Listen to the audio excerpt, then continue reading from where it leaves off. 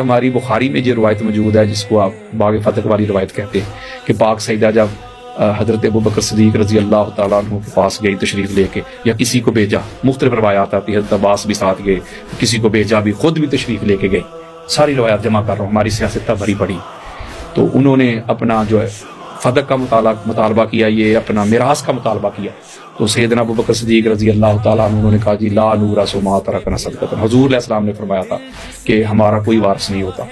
ہم جو چھوڑ جائیں وہ صدقہ ہو، فہو صدقۃ، وہ صدقہ ہو، تو لہٰذا یہ فدق جو ہے یا خیبر کی جتنے بھی مال ہیں، جتنے بھی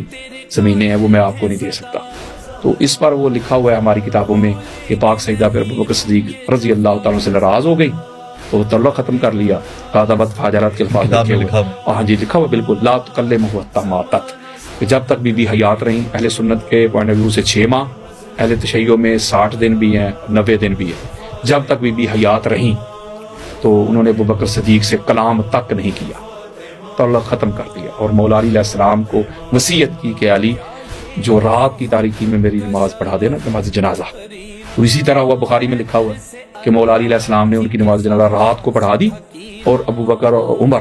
دونوں کو اطلاع نہ دی، بخاری میں لکھا ہوا، کسی اور کتاب کا، ہاں لفظ بلفظ بتا رہا ہوں، دونوں کو دعوت نہیں دی، خبر تک نہیں دی، ان کو بلایا بھی نہیں ہے، رات کو تدفین کر دی۔ جنازہ پڑھانے کی بھی روایت موجود ہے، وہ دیگر کتب میں لو لیول کی جو ہماری کتابیں ہیں، طبقات ابن سعد ہوگی، تاریخی کتب میں انہوں نے وہ لے کے آئے ہیں، اس پر بھی میں بات کر سکتا ہوں، یعنی وہ ساری میڈ ان دمشق ہیں۔ ایک طرف ہمارے جتنے بھی اوپر سے لے کے نیچے تک آ جائیں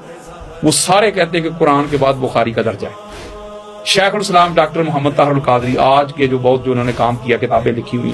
ان کے لیکچر موجود ہیں، ان کی کتابوں میں لکھا، وہ کہتے ہیں کہ جو مقام احادیث کی دنیا میں بخاری کا ہے وہ کسی کا نہیں، امام ذہبی نے بھی کہا ہے، اوپر تک ہر ایک کا اس پہ اجماع ہے صحیح بخاری کی صحت کے حوالے سے، صحیح ہے تو ویسے ٹھیک ہو گیا۔ تو جو بخاری میں روایت آ گئی،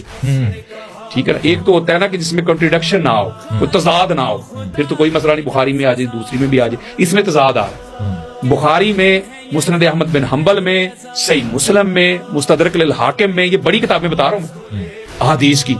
ان میں موجود ہے کہ پاک سیدہ کی نماز جنازہ مولا علی علیہ السلام نے پڑھائی اور شیخین کو بلایا تک نہیں، دعوت تک نہیں تھی، یہ لکھا ہوا۔ جو نیچے لیول کی کتابیں اس میں یہ روایت ملتی ہے، تو ہم ان کو پکڑیں کہ نیچے والی کو پکڑیں۔ ایک طرف آپ لوگ کہتے ہیں کہ آپ فلاں سے بڑے آگے، فلاں سے بڑے آگے، تو یہاں آ کے یہ معیار آپ کا کیوں بدل جاتا ہے؟ یہاں بھی بڑوں کو پڑھیں نا، ان کو دیکھیں کیا لکھ رہے ہیں، بخاری کیا لکھ رہے ہیں، مسلم کیا لکھ رہے ہیں، اور یہ صحیح سند ہے، اس کی سند میں بھی ذوف نہیں ہے، اتصال ہے، بالکل حدیث متواترہ بھی، حدیث مشہورہ بھی ہے۔ وہ میں یہ ناراضگی کے حوالے سے بات کر رہا تھا کہ وہ جو روایت ہے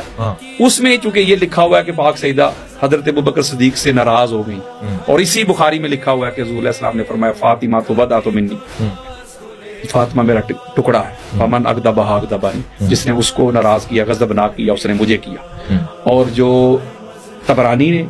اور دیگر کتب میں جو روایت ہے وہاں آقا علیہ السلام نے فرمایا ان اللہ یغضب لغضبک ویرضا لرضاک، اے فاطمہ جس سے تو ناراض ہوتی ہے اس سے اللہ ناراض ہو جاتا ہے، اور جس سے تو راضی ہوتی ہے اس سے اللہ راضی ہو جاتا ہے۔ یہ چونکہ ہماری کتب میں یہ روایات موجود ہیں، یہ ساری کی ساری اور صحیح روایات، کوئی بندہ بھی اس کا انکار نہیں کرتا، چاہے جو گزر گئے وہ بھی، جو موجودہ ہیں وہ بھی، کوئی ایک بندہ ایسا نہیں ملے گا جو ان روایات کا انکار کرے۔